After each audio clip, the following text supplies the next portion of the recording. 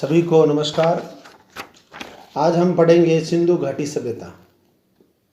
बहुत ही important topic है GK का।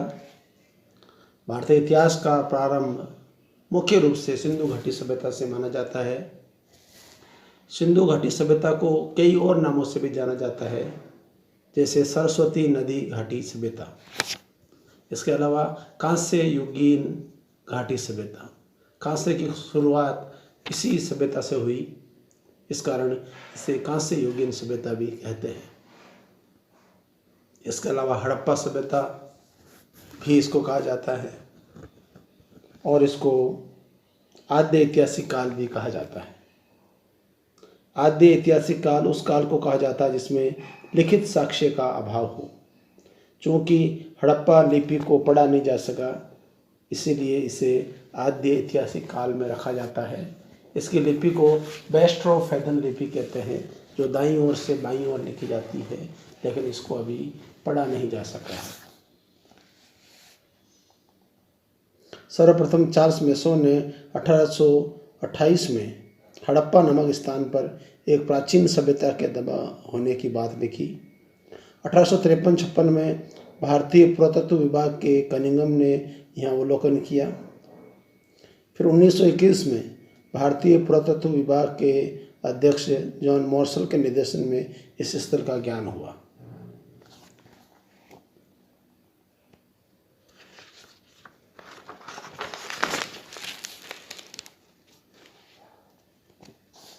संपूर्ण विकसित क्षेत्र 12,99,600 वर्ग किलोमीटर या लगभग 13 लाख वर्ग किलोमीटर था। रंगनाथ राव के अनुसार यह पूर्व से पश्चिम 1600 किलोमीटर, उत्तर से दक्षिण 1400 किलोमीटर था। हड़प्पा सभ्यता से संबंधित करीब 1400 स्थल प्रकाश में आए हैं, जिसमें से 8-9 स्थल ऐसे हैं जिससे नगरीय सभ्यता का उल्लेख मिलता है। इस सभ्यता का विस्तार उत्तर में मांडा, दक्षिण में देमाबाद, पश्चिम में सूतका गेंडोर तथा पूर्व में आलमगीरपुर। उत्तर में मांडा हो गया, दक्षिण में दैमाबाद, पश्चिम में सूतका गेंडोर और पूर्व में आलमगीरपुर है। इस सभ्यता के स्थल सिंध में मोहनजोदड़ो, चनहुदड़ो, आमरी, पंजाब में हड़प्पा, रोपड़ और संघोल, हरियाणा में राखीगढ़ी, मीताथल, बनवाली, राजस्थान में कालीबंगा, हनुमानगढ़, गुजरात में सुरकोटड़ा, धोलावीरा, रंगपुर, रोजदी, लोथल, मालवन, भगतराव। इस प्रकार सबसे ज़्यादा स्थल जो है पूरा भारत के गुजरात में मिले हैं। जम्मू में मांडा, गंगा यमुना और दोआब में आलमगीरपुर जो मेरठ में आता है, बड़गांव और हुल्लास सहारनपुर। बलूचिस्तान में सुतका गेंडोर, सुतका कोहो, बालाकोट, टाबरकोट। बहावलपुर में कुड़वाला थेर और अफगानिस्तान में सोरतगुई और मुंडी काक।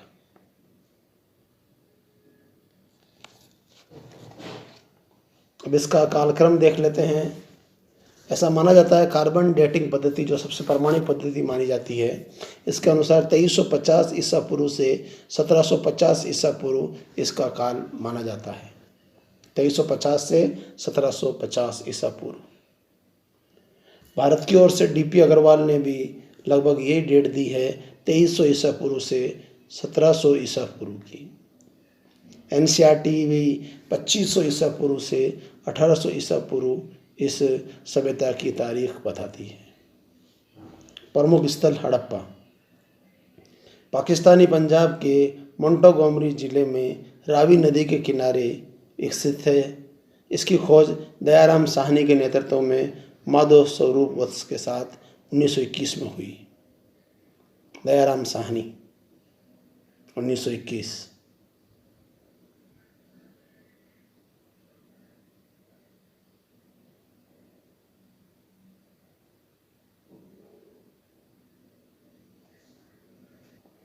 इसके पश्चिमी भाग में दुर्ग हैं, किले हैं और पूर्वी भाग रिहायशी इलाकों से घिरा हुआ है। मोहनजोदड़ो के विपरीत हड़प्पा का अन्नागार दुर्ग के बाहर स्थित था। ये 6 कतारों में धान्य कोठार मिले हैं जिनको अन्नागार कहा जाता है। नटराज की आकृति जैसी स्लेटी चूनी पत्थर की नृत्य मुद्रा काली मूर्ति प्राप्त हुई है। नटराज की आकृति जैसी स्लेटी चूने पत्थर की नृत्य मुद्रा वाली मूर्ति प्राप्त हुई है। एक मोहर में पैर में सांप दबाए गरुड़ का चित्रण है। पैर में सांप दबाए गरुड़ का चित्रण भी हड़प्पा से प्राप्त हुआ है। एक कब्रिस्तान क्षेत्र में R37 नामक कब्र में ताबूत मिला है। R37 नामक कब्र एक स्त्री का चित्र मिला है जिसके गर्भ में एक पौधा निकलता दिखाई देता है। सिंधु सभ्यता की सर्वाधिक अभिलेख युक्त मोहरें हड़प्पा से ही प्राप्त हुई है, जबकि सर्वाधिक संख्या में मोहरें मोहनजोदड़ो से मिली है। इसका मतलब अभिलेख युक्त मुद्राएं मिली हड़प्पा में और सर्वाधिक मुद्राएं मिली है मोहनजोदड़ो में।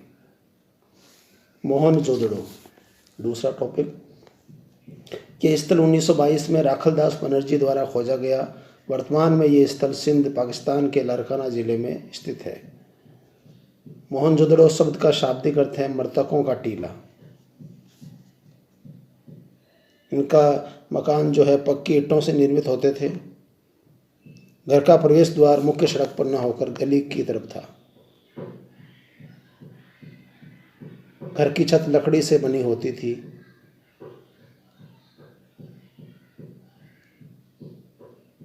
यहाँ 10 इंच लंबी कांसे की एक नर्तकी मिली है। तिपतिया वस्त्र पहने छड़ी युक्त सेलखड़ी की एक धड़ मिला है। हाथी का कपाल खंड प्राप्त हुआ है मोहनजोदड़ो से।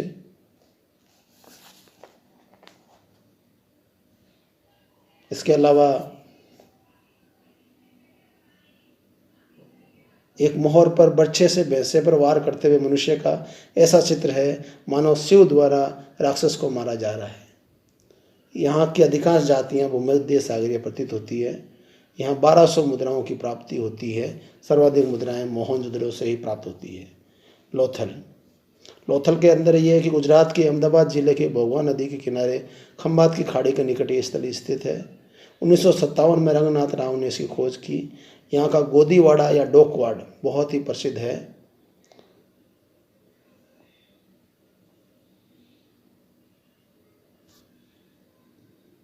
अब लेते हैं कालीबंगा। कालीबंगा वर्तमान राजस्थान राज्य के जिले से लुप्त हो चुकी घग्गर नदी के किनारे स्थित है। ये दोनों टीले सुरक्षा दीवारों से घिरे हुए थे। 1953 में अमलानंद घोष के नेतृत्व में, 1960 में बीके थापर और बीबी लाल के नेतृत्व में कालीबंगा की खोज हुई। तो कालीबंगा के अंदर 3 इतिहासकार माने गए हैं पुरातत्व के, अमलानंद घोष, बीके थापर और बीबी लाल।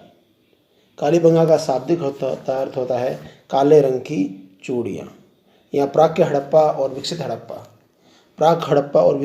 हड़प्पा दोनों चरणों के साक्ष्य यहाँ पे प्राप्त हुए हैं, जो कि महत्वपूर्ण है। कालीबंगा में जूते हुए खेत के साक्ष्य मिले हैं जो प्राक हड़प्पा काल के हैं। यहाँ से प्राप्त बेलनाकार मोहरें मेसोपोटामिया से प्राप्त मोहरों के जैसी थी। यहाँ की मुद्रा पर व्याघ्र का अंकन है। कपड़े से लिपटा हुआ एक उस्तरा मिला है और एक पक्की मिट्टी का एक पैमाना मिला है। चन हुदड़ो 1931 में NG मजूमदार ने इसकी खोज की और मनके बनाने का कारखाना, जो बहुत इम्पोर्टेंट है, मनके बनाने का कारखाना जो है वो चन हुदड़ो से मिला है। बनवाली ये हरियाणा जिले के हिसार में है और RS विष्ट ने इसकी खोज की।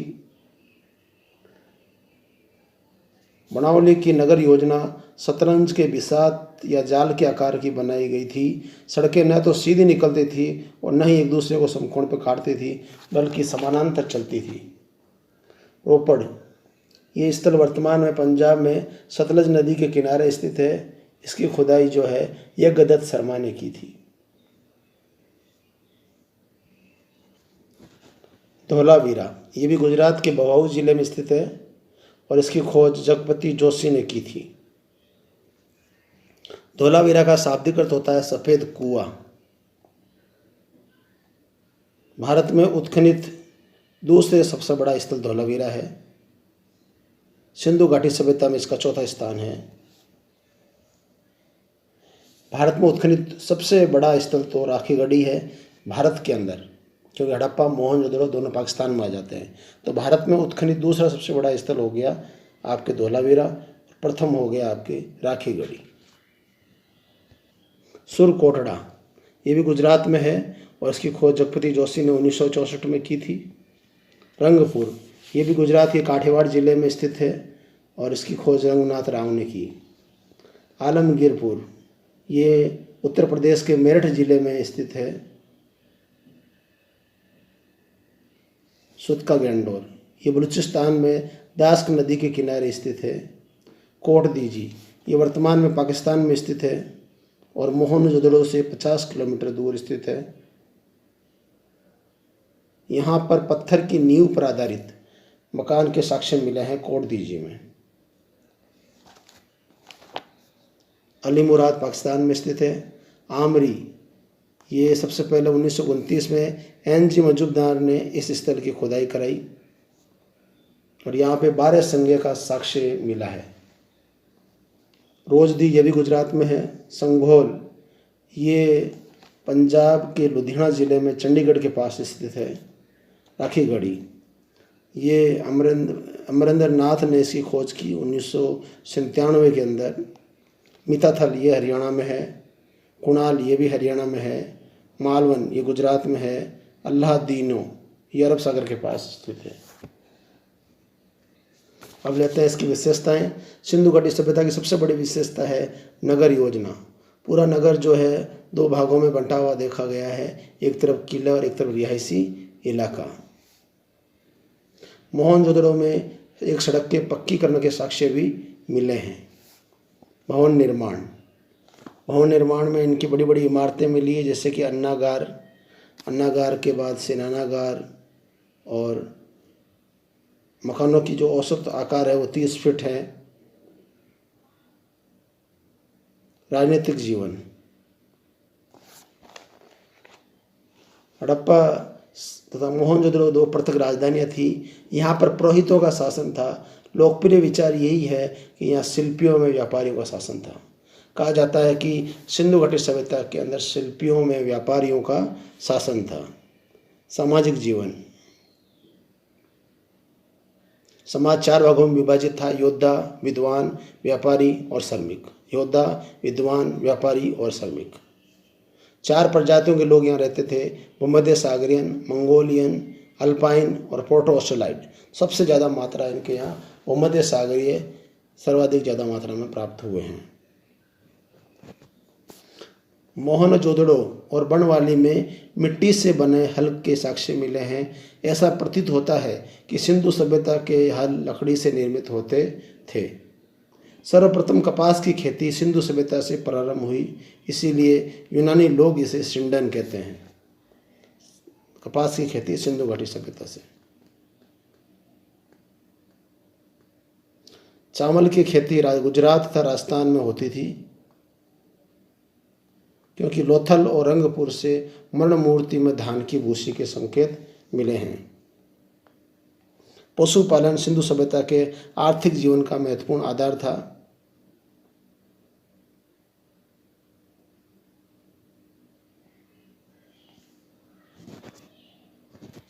चनोद्रो में लोथल से मनके बनाने का कारखाना मिला है। बालाकोट में लोथल से सीप उद्योग के कारखाना मिला है। लोथल तथा देसलपुर से तांबे की मुद्राएं मिली है। तांबे की मुद्राएं लोथल व देसलपुर से। मोहनजोदड़ो की एक मुद्रा पर पशुपति शिव और गणेश का चित्रण है। पशुपति शिव और गणेश का चित्रण मोहनजोदड़ो की मुद्रा से मिला है।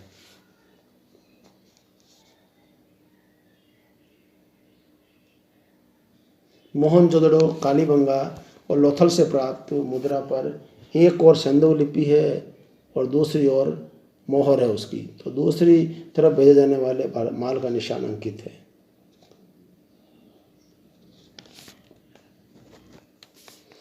एक मण मूर्ति मिली है जो 19 सेंटीमीटर लंबी है, चेहरे पर दाढ़ी है परंतु मूछें नहीं है। ये ध्यान मग्न मुद्रा में है और तिब्बतिया छाप वाला शाल ओढ़े हुए हैं। कुछ मण मूर्तियां अर्धमानव की भी मिली है। हड़प्पा से सलेटी चूने पत्थर से निर्मित एक नृत्य मग्न नटराज जैसी आकृति मिली है। मार्शल ने इसे नटराज कहा है।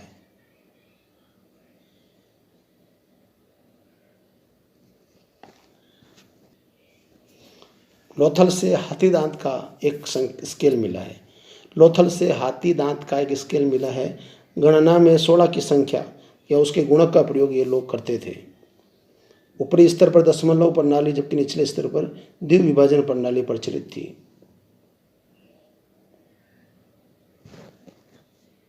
मेसोपोटामिया में स्थित अक्काद के प्रसिद्ध सम्राट सारगोन ने यह दावा किया कि दिलमन, माकन और मेलुहा के जहाज उसकी राजधानी में लंगर डालते थे।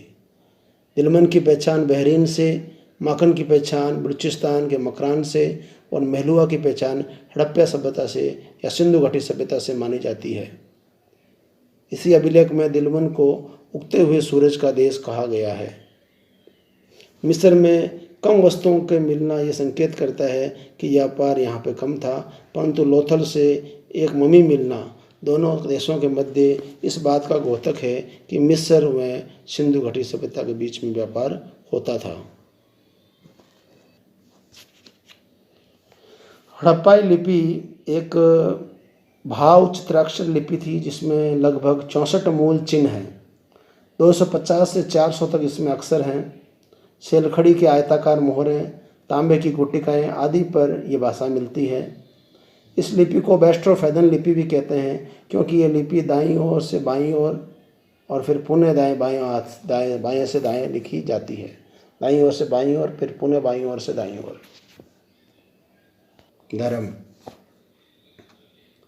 धर्म का संकेत वर्ध स्मारक पर एक पाषाण मूर्ति से होता है जो समाधि की मुद्रा में है और ये मोहनजोदड़ो से मिली है। बृहद स्नानघर में स्नान का महत्व का पता चलता है। इसके अलावा मोहनजोदड़ो से प्राप्त एक मूर्ति में एक देवी के सिर पर एक पक्षी पंख फैलाए बैठा है। एक स्त्री के गर्भ से एक पौधा प्रस्फुटित होता दिखाया गया है। संभवतः ये पृथ्वी पूजा का प्रमाण है, शिव की पूजा।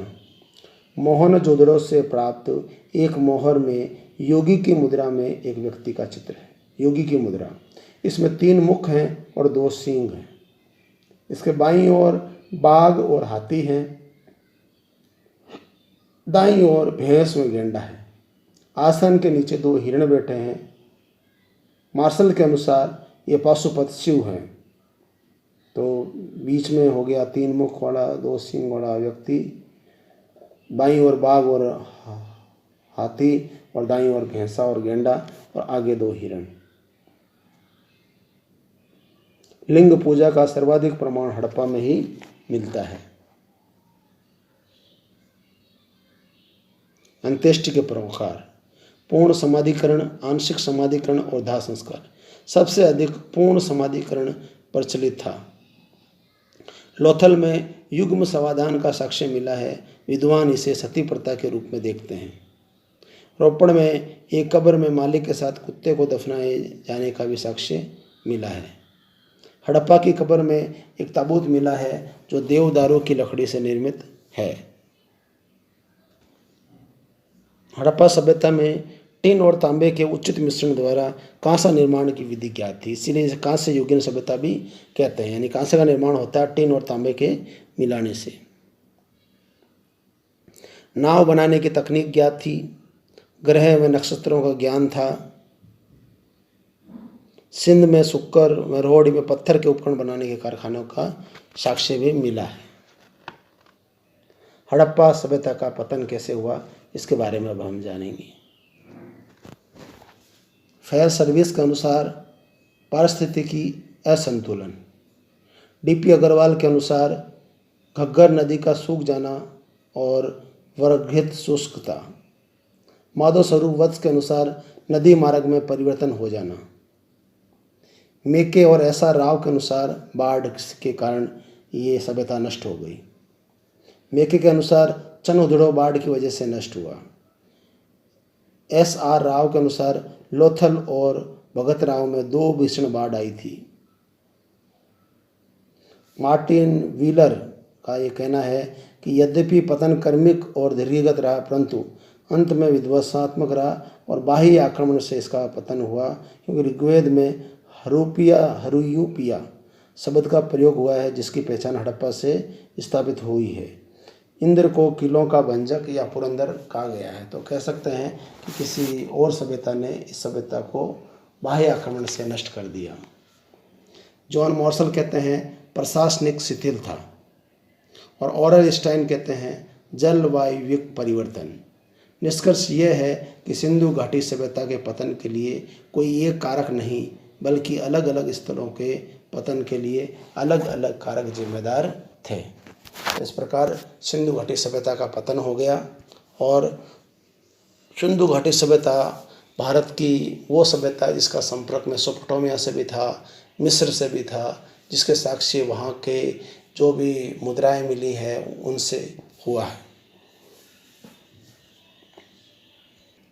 अब हम बात करते हैं एग्ज़ाम के पॉइंट ऑफ व्यू से।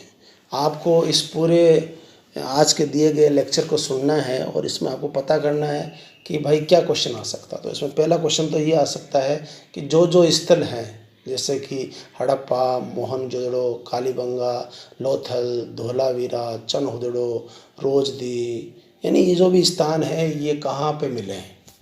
बड़ा क्वेश्चन यही आता है, कौन सा स्थान कहाँ पे कौन सी सभ्यता के अवशेष मिले हैं। दूसरा, कई बार इतिहासकार का नाम पूछ लेते हैं कि किसने इसकी खोज की।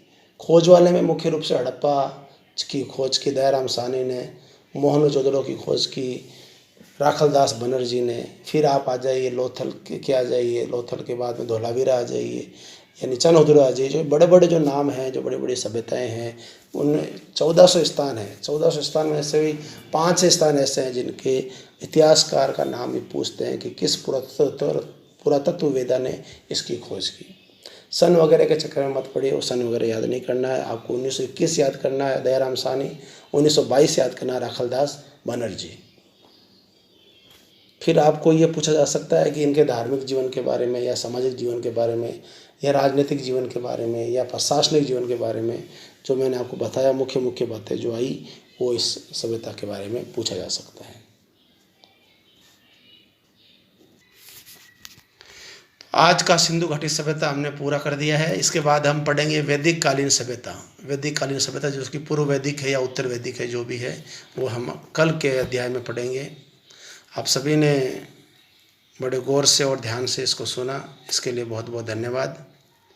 मुख्य बात यही है कि ज़्यादा से ज़्यादा सुने।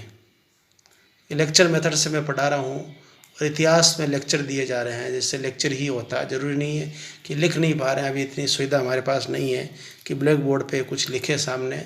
लेकिन हिस्ट्री में, इतिहास में ऐसी समस्या नहीं आती है। गणित विषय होता या अंग्रेजी विषय होता तो बहुत ज़रूरी था ब्लैक बोर्ड होना। हम ब्लैक बोर्ड की व्यवस्था करेंगे, तब तक आपको ये जो लेक्चर मैंने दिया है इसको आप सुनिए, एक बार नहीं 2 बार सुनिए। सुनने से वो आपके मन मस्तिष्क में बैठ जाएगा, और बहुत अच्छा आप अपनी परीक्षा के अंदर सिंधु घाटी सभ्यता के बारे में बात कर पाएंगे। इसी के साथ जय हिंद, जय भारत, सलाम, नमस्ते। आपका मकबूल खान कायम खानी, इतिहास लेक्चरर, जोधपुर। इतनी शिद्दत से मैंने तुम्हें पाने की कोशिश की है सफलता को, इतनी शिद्दत से मैंने तुम्हें पाने की कोशिश की है कि कायनात के हर जर्रे ने तुम्हें मुझसे मिलाने की साजिश की है, कि कायनात के हर जर्रे ने तुम्हें मुझसे मिलाने की साजिश की है। किसी चीज़ को पाने के लिए अगर जी जान से जुट जाएं तो इसमें कोई शक नहीं कि सफलता मिलती है। थक गया अदद पंछी, थक गया अदद पंछी, तो ज़िंदगी का सफ़र कैसे कटेगा। यानी आपको थकना नहीं है, ज़्यादा से ज़्यादा पढ़ना है। जहाँ से भी जैसी भी चीज़ मिले आप पढ़िए, सुनिए और अपने जीवन को कामयाब बनाइए। इसी आशा के साथ फिर मिलेंगे। चलते चलते सलाम, नमस्ते।